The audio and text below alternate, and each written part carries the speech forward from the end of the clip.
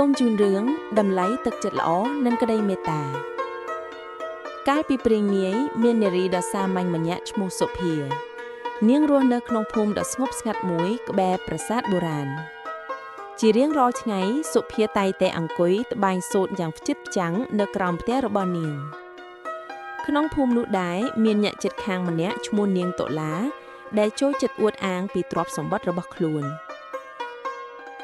មើលចុះសុភាឯងនៅតែត្បាញក្រណាត់ចាស់កំរិលនឹងទៀតណាមើលគ្រឿងអលង្ការថ្មីរបស់ខ្ញុំនេះមើលឮចែងចាំងណាថ្ងៃមួយមានដំណឹងប្រកាសថាពិធីបុណ្យដ៏ធំមួយនឹងត្រូវប្រារព្ធឡើងនៅឯប្រាសាទអ្នកភូមិគ្រប់គ្នារំភើបចិត្តនិងត្រៀមខ្លួនស្លៀកពាក់សម្លៀកបំពាក់ដែលល្អបំផុតរបស់ពួកគេនៅថ្ងៃបុណ្យស្ត្រីចំណាស់ម្នាក់ក្នុងសម្លៀកបំពាក់រហែកបានដើរចូលមកក្នុងភូមិគាត់មើលទៅហត់នឿយនឹងជីវភាពខ្វះខាតខ្លាំងប៉ុន្តែអ្នកមានដូចជានាងតុលាបានធ្វើពុតជាមើលមិនឃើញគាត់សុភាបានឃើញស្ត្រីចំណាស់នោះក៏កើតចិត្តអាណិត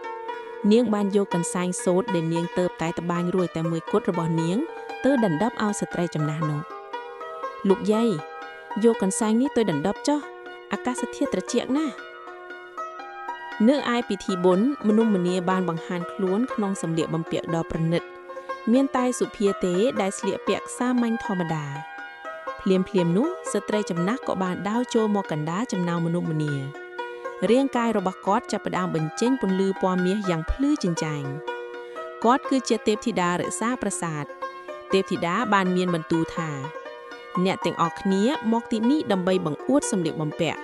ប៉ុន្តែមានតែក្មេងស្រីម្នាក់នេះទេដែលបានបង្ហាញចិត្តដ៏ប្រពៃភាពស្រស់ស្អាតពិតប្រាកដមិនមែនស្ថិតនៅលើសូត្រដែលអ្នកស្លៀកពាក់នោះទេតែវាស្ថិតនៅលើទឹកចិត្តដ៏ល្អរបស់អ្នកទេពធីតាបានប្រទានពរដល់សុភាភ្លាមនោះសម្លៀកបំពាក់ដ៏សាមញ្ញរបស់នាង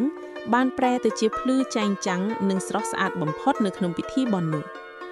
ចាប់ពីថ្ងៃនោះមកអ្នកភូមិបានរៀនសូត្រថាចិត្តល្អនិងក្តីមេត្តាគឺជាទ្រព្យសម្បត្តិដែលមានតម្លៃបំផុត